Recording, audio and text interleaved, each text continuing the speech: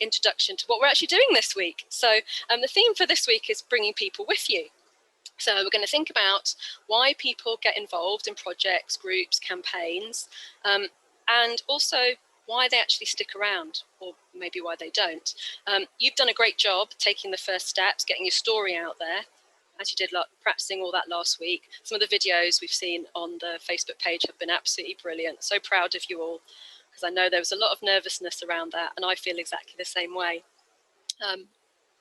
So this week we're going to think a little bit more about bringing people into your project, keeping them engaged and building those lasting relationships. And we'll talk about just, really the ethos of this is putting people at the heart of what you do. So we've got an hour session tonight.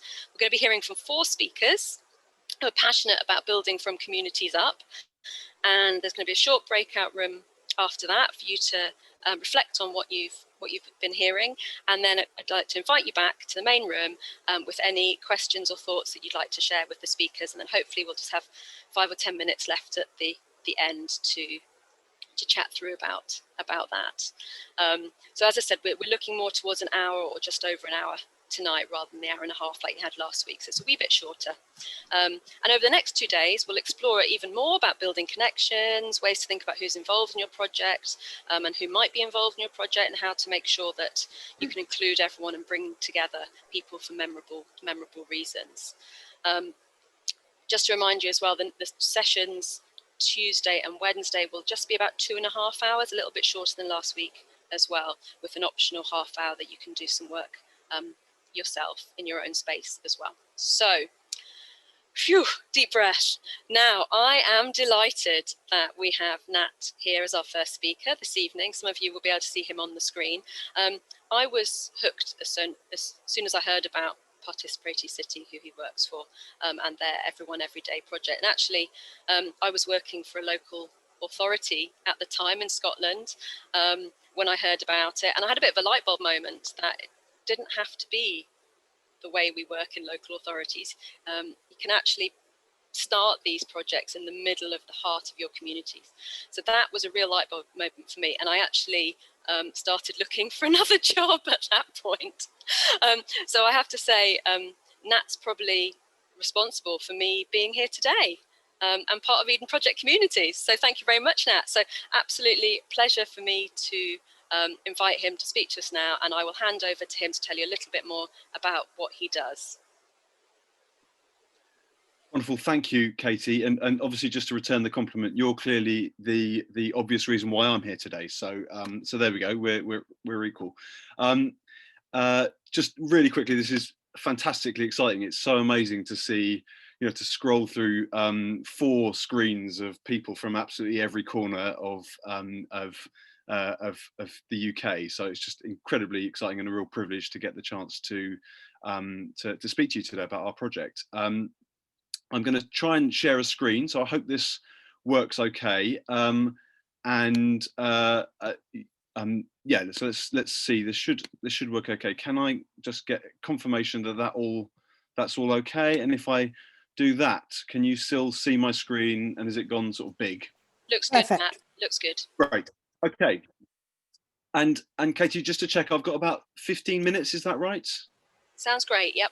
That's great. Okay, brilliant. So I work for an organisation called Participatory City Foundation, and we basically exist for one purpose, and it's to deliver this thing called the Everyone Everyday project, which is based in Barking and Dagenham. So I'm talking to you. My little caption should say Nat DeFriend, London. I'm not in Barking and Dagenham right now. I'm in Hackney, but our project is very much rooted in Barking and Dagenham. And it is really, really quickly, Everyone Every Day is a 5-year project, which is it's a research and development project. So what I'm not talking to you about today is a proven, tested model, but it is one for which there is an increasingly significant sort of an interesting body of evidence about some of the very things that I think you guys are here today to talk about. It's a project which takes these 5 years build on a previous sort of 6 or 7 year set of research where we really looked at very closely at the reasons why why it's difficult for people to get involved in projects in their communities, why some of the things, why there are so many barriers to people doing so in their communities, and also what were the ingredients of success that allowed some projects to sustain.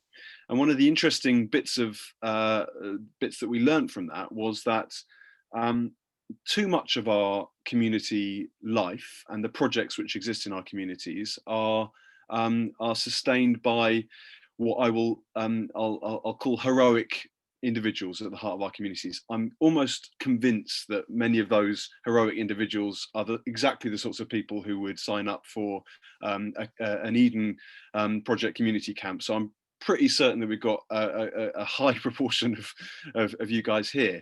But the majority of people in communities aren't heroic. Their lives don't allow them to be. They might struggle for confidence. They might lack resilience. They might have incredibly difficult, complicated lives. And these people are very often, while they might very much be the beneficiaries of stuff that happens in communities, very often they can't actually get involved in a meaningful way in how to shape their communities.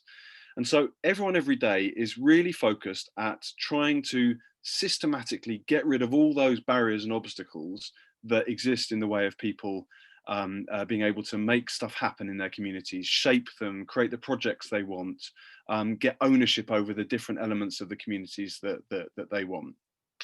And we're 3.5 years in, and obviously COVID has happened, and it's all an extraordinary period that we're living through. But I'm going to talk to you. But one of the things about COVID is that it hasn't actually changed the fundamental aims, methodology really that we're working on in Barking and Dagenham. So that's a bit of an introduction. I'm going to rattle through this. I haven't got many slides. I want to try and just talk rather than show you lots and lots and lots of slides. I really hope that you'll have questions for me, and I'm very happy to answer any questions outside of this, and share my contact details. But what I'm going to talk to you about is and now why isn't that working? Oh, there we go. So what we've 3.5 years into our project, Everyone Every Day in Barking Dagenham, we have been systematically trying to analyse and remove those obstacles to people getting stuff started in their communities. And in front of you now are pictures from the nearly 200 projects that local people have created at the heart of Barking Dagenham. These are projects which didn't previously exist. Nat, yes. I'm so sorry to interrupt, but your slides aren't moving on our screen. We still have the first Everyone Every Day picture up there. That's a disaster. Okay. Let me see. It's not a disaster, Nat. Don't dramatise. Stop catastrophizing. Okay, I'm going to see so none of this is working. Is that right? Let me just see. Okay. That's moved. That's moved, but you now see the full thing, yes. don't you? You're seeing my, okay, we'll do it that way. That's fine. Okay. Let me see if I can just create a bit more space on the screen for us all. So you can see this slide here. Yes, we can. Yeah. Thank you very much. Great. So these are just a few images from as I say, nearly 200 projects which local residents in Barking Dagenham have created through the platform. I hope to not use too much jargon. Please tell me and shout at me if I stray into that. But we think of ourselves as a platform that enables residents to create hundreds, thousands of projects, certainly hundreds of projects, which themselves create thousands of opportunities for residents to do something extraordinarily important, which is to participate in practical, enjoyable events and opportunities with one another. And we think that there's a really strong body of evidence that says that stuff is incredibly important. It's actually the sort of glue that binds our communities together. So we're trying to make it incredibly, ridiculously easy for people to get that sort of stuff off the ground.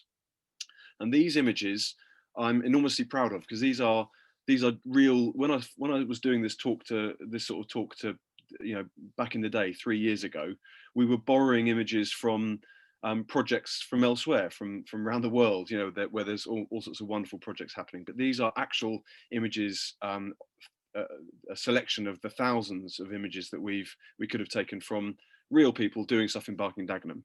So, but the thing we're interested in here is how do you bring people along with you in doing this stuff? And I was so delighted to be asked to speak about this, because I really think this is exactly what we've tried to do with Everyone Every Day. So I'm at the risk of straying into a little bit of jargon, I'm going to talk to you about this, which is, had my slides worked, you wouldn't see any of that stuff on the right hand of your screen. You'd just see that stuff on the left hand of the screen. It would have been magic and all that stuff. Anyway, on the left hand of your screen, this is a sort of simplified way of understanding what our project is. And we are a support platform, which is sort of infrastructure, which is designed to create what we grandly call a participatory ecosystem. But the simple way of understanding what the ecosystem is just a collection of a huge number of different ways and opportunities for people to do that valuable thing, participate with one another. And I was thinking about the question, what is it that enables people to be brought on and to be such a sort of important part of this? And I've tried to summarize it in 3 different areas. So the first feature of our platform that I want to talk about is about space in our communities. And the way that we work is we have a network of 5 open access spaces. When I say open access, we call them shops. They operate like shops. You can just walk in. Well, before COVID, you could just walk into one of these spaces off the street, and you would find what I hope is a welcoming, warm, exciting, practical, optimistic environment. And you would find and you would see in that space inspiration about some of the things that you could potentially do in your community, but also some of the things that are already happening in your community. And really the function of these spaces is to incubate new ideas, to get people to bring their ideas and get connected to other ideas that are going on in their community, and fundamentally to get practical, exciting things off the ground in their neighborhoods. So that's the first element, a really important element of our project. The second is, I think, possibly relevant to many of you on this event. But we have a skilled team. They're an amazing team. I'm very proud to work with them.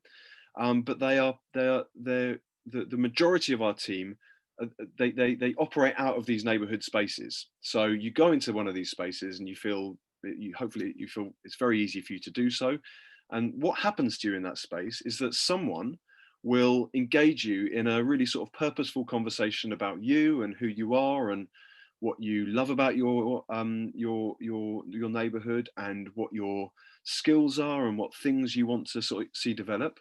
And they will engage you in a conversation that very quickly turns to the practical things that you might want to get involved in, and the practical ways in which you would like to see your neighborhood develop. And then crucially, a sort of a project development methodology, which doesn't do anything more complicated than just get those ideas off the ground incredibly quickly. So this idea of a skilled team who are there to work alongside residents in a very inclusive way. They're not setting themselves up as experts. They're not sort of, we don't see these people as sort of the heroes in the communities. They're simply there to enable residents to develop their own ideas. And then the other element is about what I've called here inclusive access to the tools to act. And what I mean by that is the huge variety of things. When you open a very, very open conversation with residents about projects they'd like to develop, they, as you've seen from the previous slide, they can be incredibly diverse in nature. They might be about doing something, growing something on a little piece of green space in the neighborhood. They might be about creating more opportunities for children in the neighborhood. They might be about collaborative childcare. They might be about generating a new food business. They might be about sharing, finding better ways to deal with waste products, waste plastic, waste cardboard. They might be about community chickens, community bees, huge variety of and huge diversity of potential things that people want to do. And of course, it's very easy to have ideas, and every single one of you in this meeting, I'm sure, will have come up against that sort of terrible conundrum of loads of ideas, loads of great ideas, but where are the resources?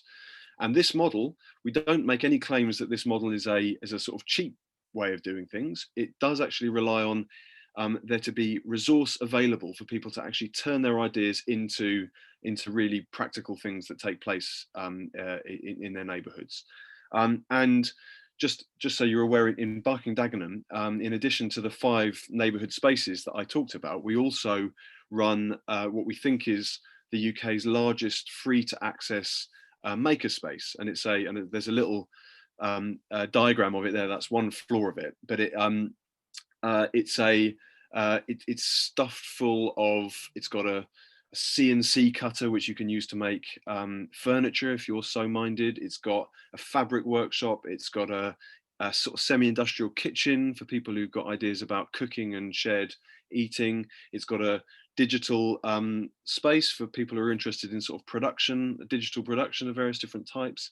It's got a messy making area where the sparks fly, and people are firing pots, and it's got a laser cutter and all these sorts of things. So it's stuffed full of all this amazing stuff. It's also got an urban garden, incidentally, and these 3 things. So an open conversation with people at the heart of our communities about the things they want, and access to both people and resources that can enable those ideas to actually come to fruition very, very quickly and very simply, is really what I'm talking about when I say try to identify and remove those barriers to what actually makes it possible for all of us in communities to participate, not just the most heroic, the most indefatigable, the most extraordinary people in our communities.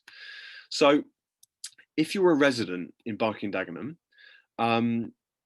what that should look like, what we hope that looks like, is this should, yeah, there we go, it's done its thing, is that very, very close to where you live, a walking distance from where you live, the vision, and this is already beginning to be reality in Barking Dagenham, is that there is this huge diverse set of opportunities and different things that you can get involved with, and that can enable you to actually get your idea off the ground. So this might be, as I say, a shop where you can collaborate with other residents. It might be about spaces where your kids can go in and learn about making techniques. Lots of stuff around public growing and public greening, closing off streets so that kids can play. It might be about shared eating opportunities and shared cooking opportunities. So the vision is that this is actually sort of built into our communities so that it's incredibly accessible for people to do that.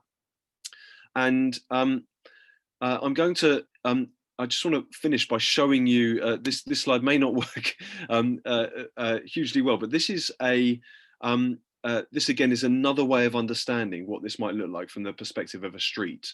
So this is actually a still from an animation that we've done of this stuff. So this is actually one street, and it shows, so these are actually real projects which are taking place in Barking Dagenham, and they exist. So they range from precious plastics, which is a way of grinding up waste plastic and turning it into a useful material that you can actually do things like, it's a substitute for MDF, so you can actually turn it into furniture and that sort of thing. To Leaf Bank, which is about creating compost. To Great Cook, which is about coming together as a community to share recipes and cook with one another. Freebies, which is about community beehives, and then ranging from those sorts of things all the way through to some sort of higher, some more significant projects which are just about to get off the ground, which are about micro renewable energy that exists at street level, for example. So some really exciting and diverse set of opportunities which are, as I say, incredibly accessible to people in their local community. So I'm conscious of the time, so I've rattled through that pretty fast. But I just want to sort of returning to the key, the key reason really for why I think we're all here tonight, which is that this idea of how do you bring people with you in a project? In Barking Dagenham, I think we're slightly reframing that question. We don't think how do we bring people with us? It's more to do with how can you create the conditions in our communities so that people can actually they can do the things that they want to do themselves, and they can find one another very, very easily around the things that they share, the aspirations that they share, the ideas that they share, and they can connect to one another very, very, very, very quickly and easily around those things. And I just want to finish by saying that just to give you an indication of the scale that we're at now in Barking Dagenham. So Barking Dagenham is about 220,000 people. I know that's going to be very different from some of the communities that you are coming from across the UK, but we're working, and COVID has impacted significantly. I mean, that will be the same for all of us, but we're still working with about 6,500 residents in Barking Dagenham who have connected with these opportunities in one way or another. And those residents have themselves created nearly 200 new projects that are making a difference in neighbourhoods across Barking Dagenham. And we're also working with a group of about 400 of those residents who are participating in collaborative business programmes and cooperative business programmes, who are turning some of these projects into new businesses and new livelihoods, which is incredibly important, particularly at the current time when Barking Dagenham, as many communities have, is facing an absolutely terrible sort of impact from COVID. So I'll stop there. My contact details, I hope that Katie and the team will share them with you, and I'd be delighted to have this conversation in any format that makes sense to any of you after this event. But it's been a real pleasure for me to have the chance to talk tonight. I'm really grateful to have been invited to speak, and I'm really excited to hear what are the remaining speakers discuss as well. So thank you very much. That's absolutely brilliant, Nat. Thank you ever so much. Really a whistle-stop tour, and I see from the chat that you've really sparked off some really interesting questions for people as well, not only inspiring them and encouraging them that everyone wants to move to Barking and Dagenham, but Barking Dagenham, yeah, exactly. But lots of questions as well, which is fantastic. And if we can't squeeze them all in afterwards, which I suspect we probably won't have time for everything, thanks for making yourself available so that people can chat with you. It's absolutely brilliant, and one day I will visit. I'm really looking forward to it. So thank you ever so much, Nat. Well, thanks for staying with us while we move on to our other speakers as well. And we're going to, in a minute, hear from our next group. We've got, this is quite exciting actually, 3 people from the same organisation. So we have Jane, and we have Christine, and we have Marianne from Torbay Community Development Trust and Ageing Well Torbay, which is in Devon. Some of you will be close to that than I am, I think, geographically. They've got loads to share. I'm really looking forward to hearing what they're going to tell us about. They're really going to talk to us about building strengths and skills in their communities, and they use an approach called asset-based community development, or ABCD. So some of you will have heard of that, and we've shared some resources about that before. Definitely worth having a wee look and finding out more about that. So I'm very excited that it could be Jane, who's the Learning and Legacy Manager, and Christine and Marianne, who are both community builders within that organisation. And I think before we go to them, we're going to kick off with a video which they made, which I'm really looking forward to seeing. They're going to share. It's called Looking After All Our Tomorrows Today. And I'll hand over to Mo. We sure are. Just give me 1 second. Lovely people, thank you for all of the questions and things. I am trying to keep up with all of your lovely things. All right, so I'm going to share my screen.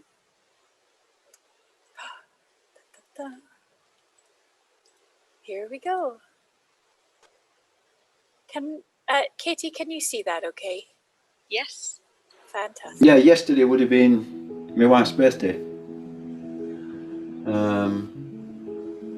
You know, I like to keep a memory alive, so keep photos of her scattered around the house.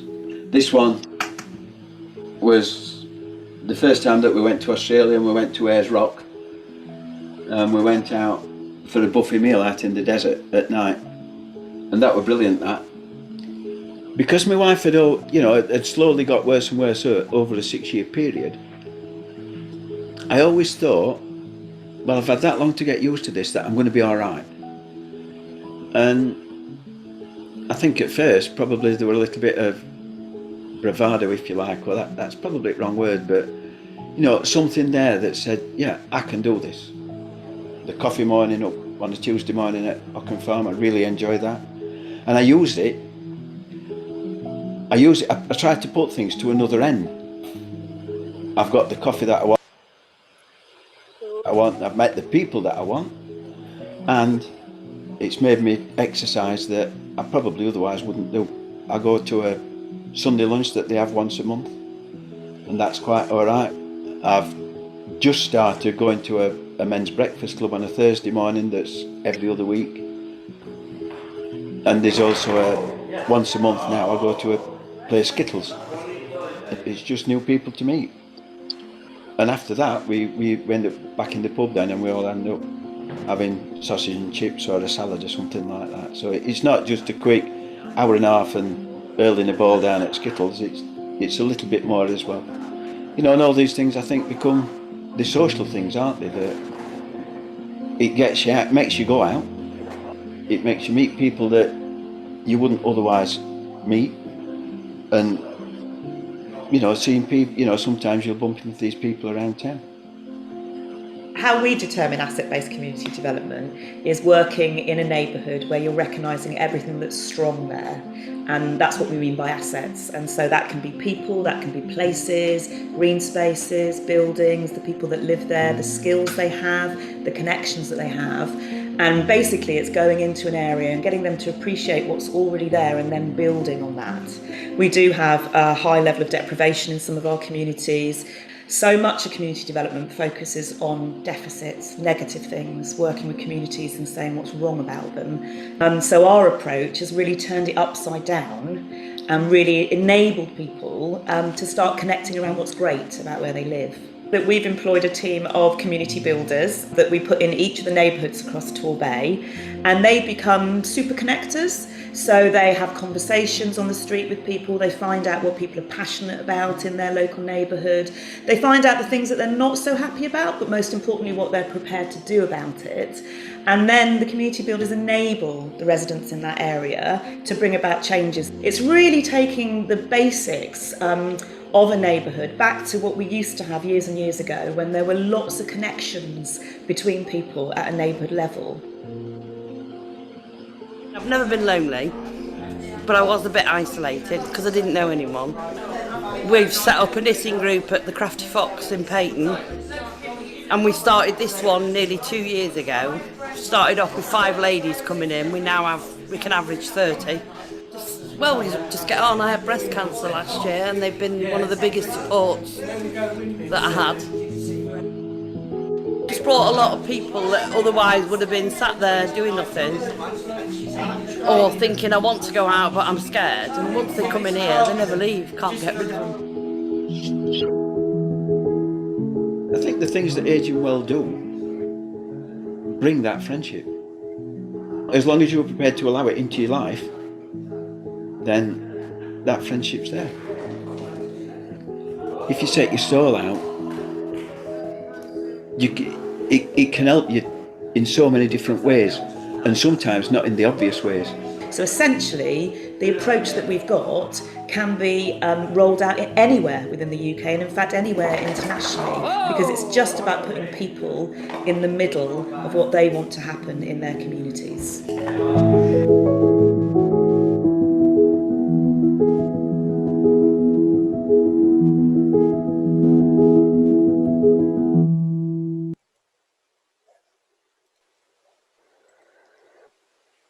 Thanks for sharing that, Mo. That is such a gentle and affecting film, and I think is such a wonderful introduction to the work that Torbay Community Development Trust do. But I'm not here to speak about that. I'm going to hand over to Christine, community builder there, to share more about what they do. So over to you, Christine.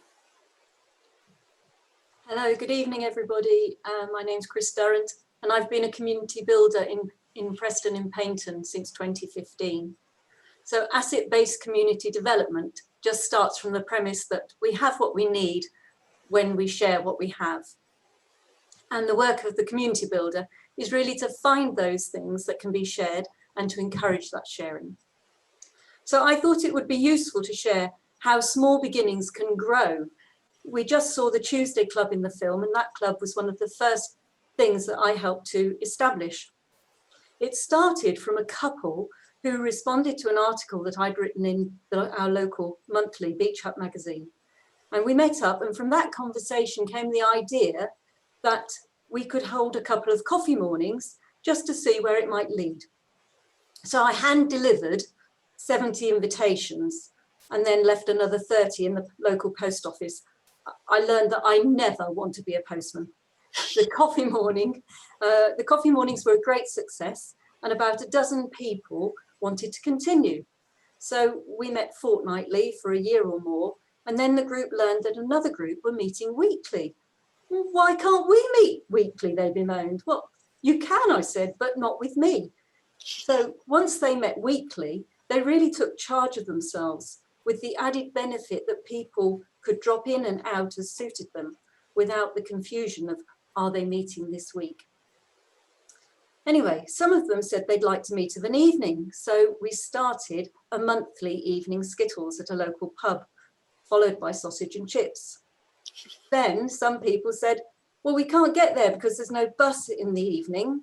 So that group started a daytime skittles once a week.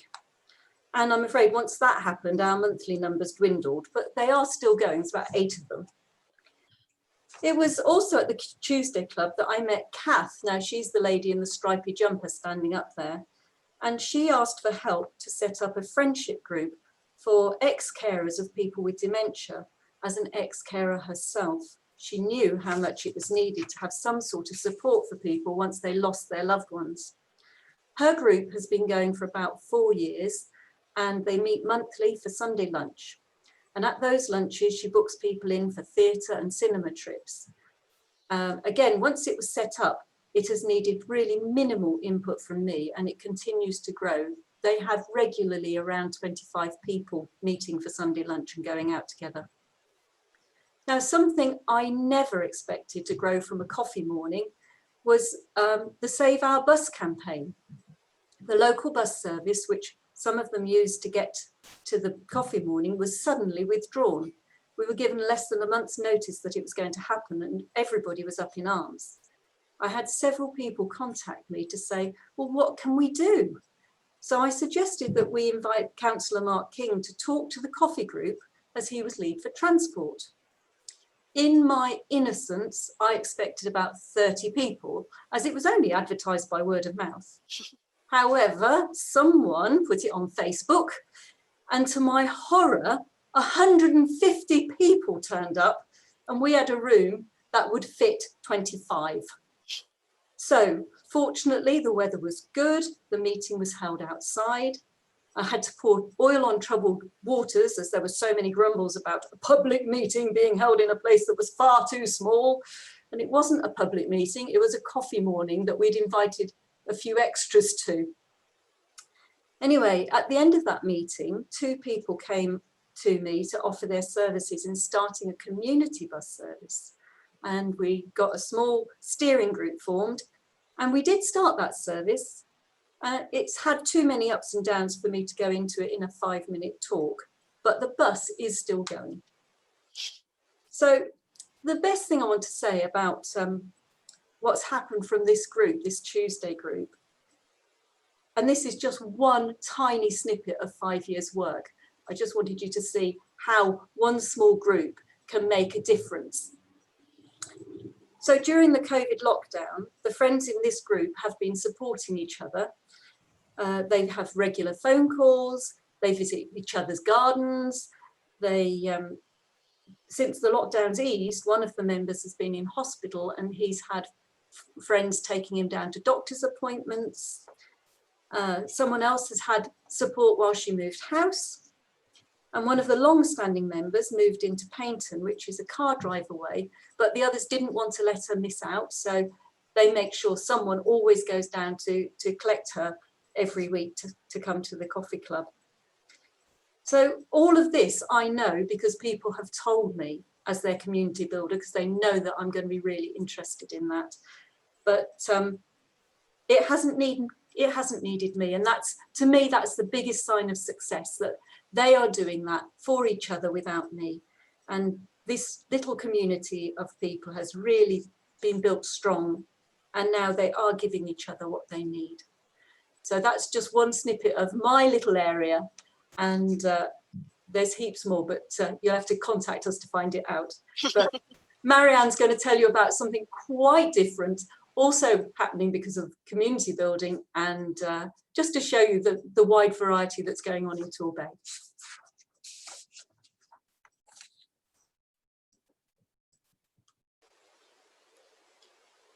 That's fantastic. Thank you, Christine. We'll just hand straight over to Marianne. Hello. Hi. My name's Marianne, and I too work as a community builder. We're like the glue that brings people together. I have a neighbourhood that I work in like Chris, and I'm also the creative community builder. So I'm just going to talk about two creative projects that I've been involved in. Asset-based community development, as you've already heard, is always about looking for what is strong. And for me, it's about going where the energy is and making it fun to be part of something. It has changed my life.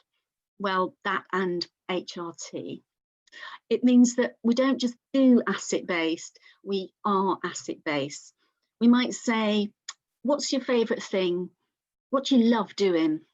And the other question we ask is, what would you like to see happening here? Around 5 years ago, someone said to me, I've always wanted to be in a flash mob.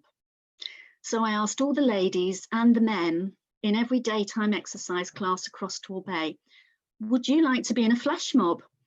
I soon discovered that I also needed to explain that we weren't going to go out into a shopping precinct and flash en masse. It was either the answer to every woman's secret fantasy, or they were never going to do it in a million years. That summer, we worked with two brilliant community dance leaders to choreograph ABBA's Dancing Queen, and rehearsed with about 150 people who flash mobbed their way across the bay at 10 different venues, from beaches to shopping centres. We made a film with them all doing it, and at the premiere laid out a red carpet. We had bubbly canapes before they all watched themselves and were literally squealing with delight as they spotted themselves dancing and their credits at the end of the film. Lots of friendships across the bay were made that summer and during the years that followed. And we took the flash mob on tour with Dancing on the Street, Car Wash, and last year we danced We Go Together from the routine from Greece 32 times on the route of Torbay Carnival. Now I'm going to attempt to share my screen now. So you can just bear with me a moment, and hopefully it's going to happen. Oops, I've done it too soon. Just bear with me another second. There we are. And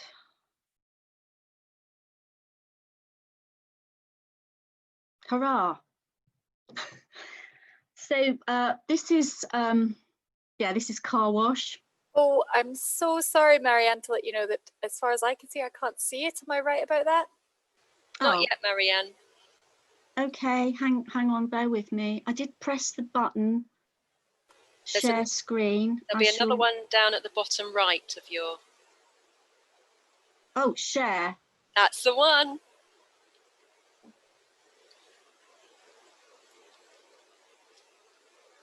Perfecto.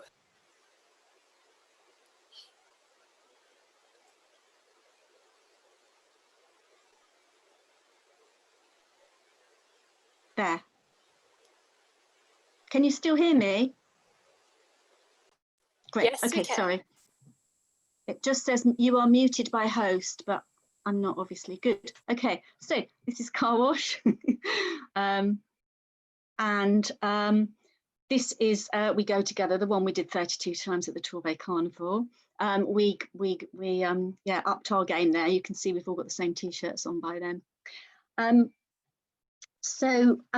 This year we worked with Torbay Culture to offer Great Places lottery funding to a neighbourhood in Torquay.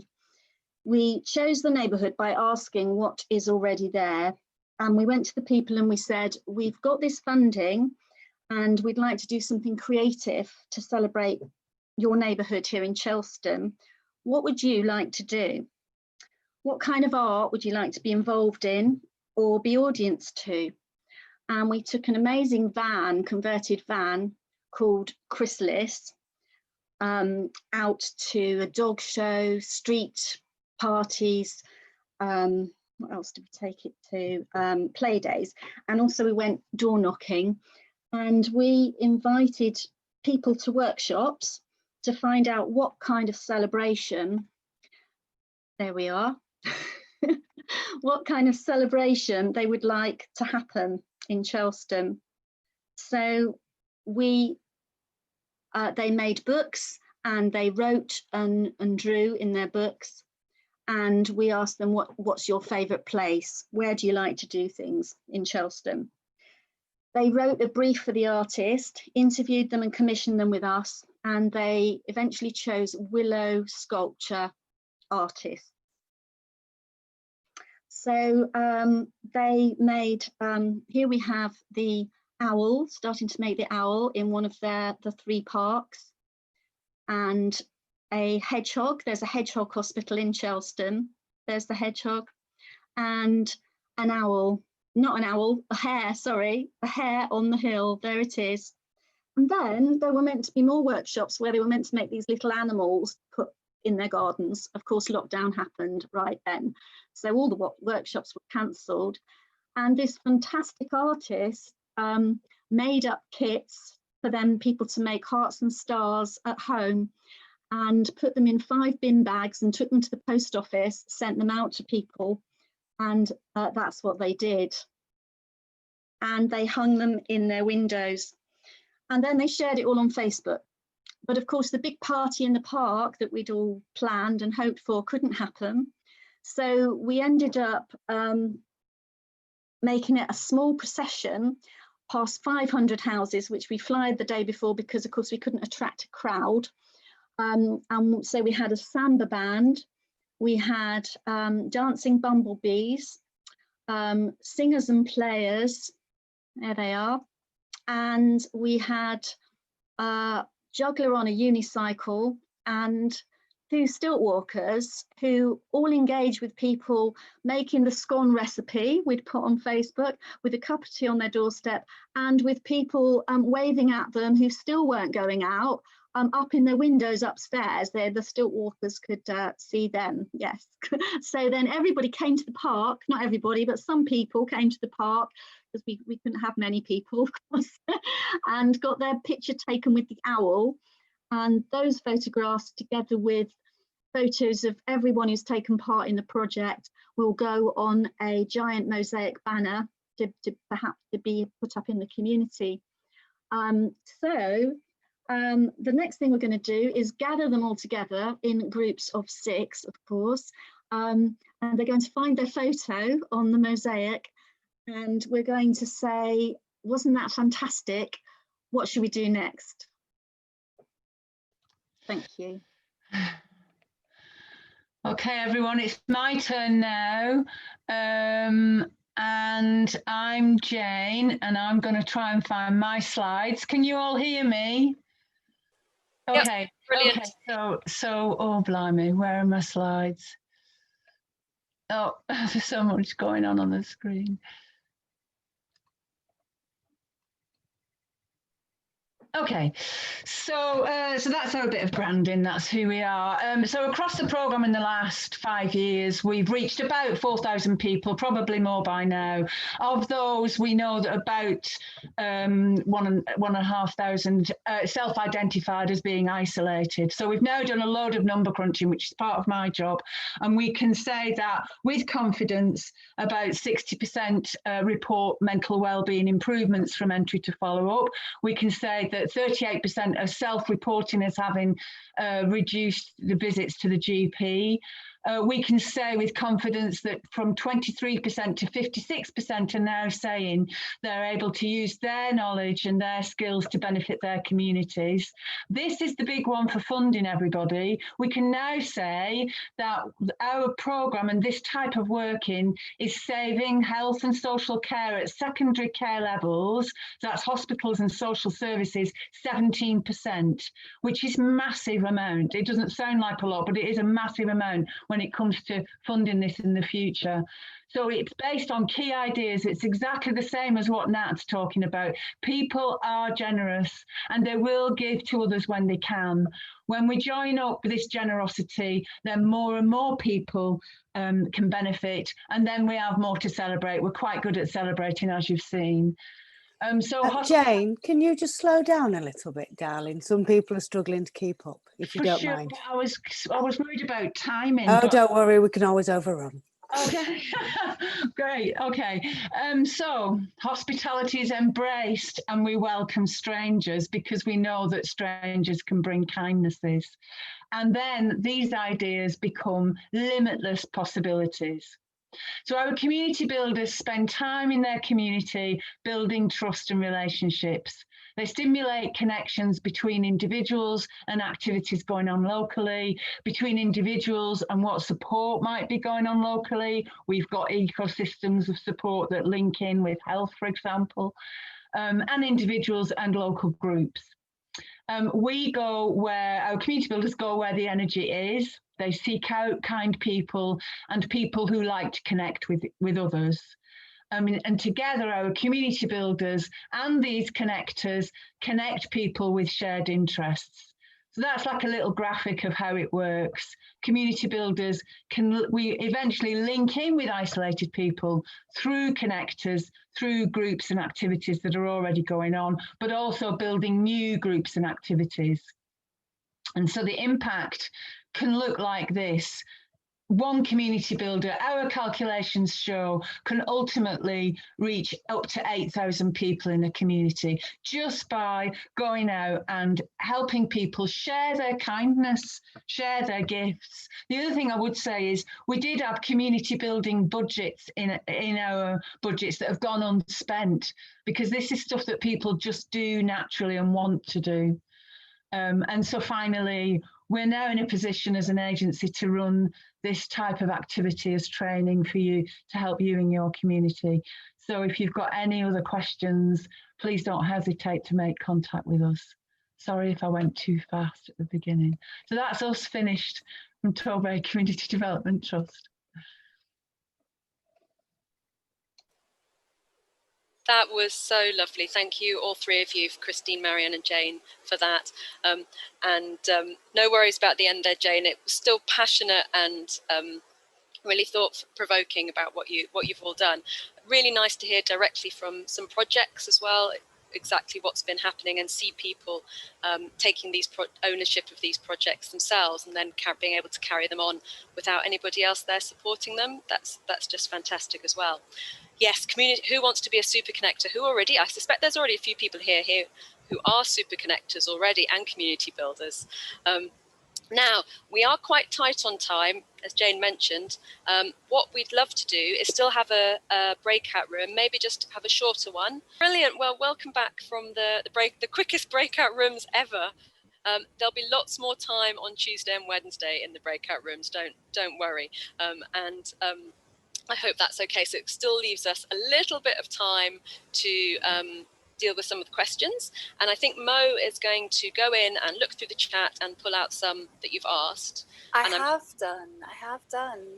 And do you want to kick off with that and pass that over to our speakers today? I will do, and there was a lot of questions in the chat, and I think it will be worth going back into them. But really quickly, one that stood out to me was when it comes to funding and it comes to your community, how do you gather your evidence? So we saw a lot of evidence in Nat's presentation, and then in the presentation from Torbay as well. But where did that evidence come from? Can I pass that over to Nat first of all? I can't see you, but I'm thinking you're possibly still there. I'm here. Yep. Great, thank you. So I totally recognise the funding question. There was a couple of questions about funding. I'm really happy to answer any of that if people want to ask me any more detailed questions. We are funded as a research project. So the basic thing is that our job is to build the thing and test it and evaluate it. And I know that there was also a question about sustainability. How does it sustain beyond the 5 years? And to be frank, the whole thing depends on us being able to show that if you fund this type of thing, these types of platforms, the sorts of good things happen in communities that mean that people want to fund it. So that's our basic challenge. So we're not, just to be absolutely clear, we're not in the position of having sort of sustained systematic funding. We've got this one-off grant for 5 years to test this thing. So we're in a different scenario, and so I think it's probably worth just everyone understanding that. Cool, thanks. And then can I throw over to our Torbay folks about gathering evidence? Oh, gathering funding would be really nice, wouldn't it? Going out and gathering it.